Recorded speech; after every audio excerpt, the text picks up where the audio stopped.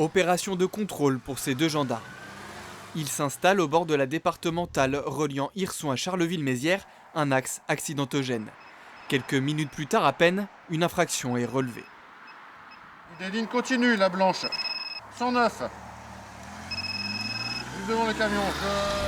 Les motocyclistes rattrapent le véhicule en montant à plus de 200 km/h.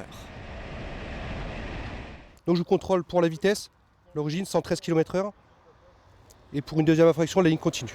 Seulement 2 points et 135 € au final pour ce conducteur.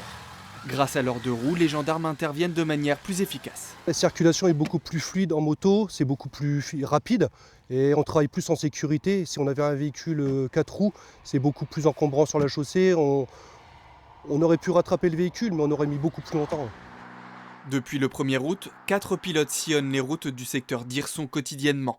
Avant l'installation de la brigade motorisée, la BMO, les gendarmes venaient de Laon une fois par semaine seulement. Alors désormais, leur action est plus ciblée.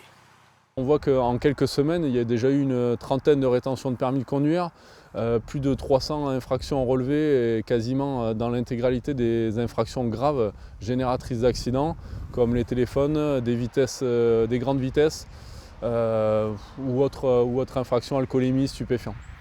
La création de la brigade s'inscrit dans un contexte où les chiffres de la mortalité sur la route sont inquiétants. Dans la zone d'Hirson-Vervins, on compte 3 morts de moins en 2025 qu'en 2024. Mais au niveau du département de l'Aisne, 15 personnes de plus sont mortes. Pour l'État, les BMO sont un outil important de lutte contre l'insécurité routière. On a toujours un peu notre triptyque qui est celui de la prévention, celui de la dissuasion et celui de la répression. Et du coup, la brigade motorisée d'Hirson, dans un coin du département qui est particulièrement touché par ces difficultés, voilà, vise justement à rendre cette réponse très opérationnelle. Dans les prochains mois, l'objectif sera de compléter l'effectif de la brigade d'Hirson pour monter jusqu'à 9 motards.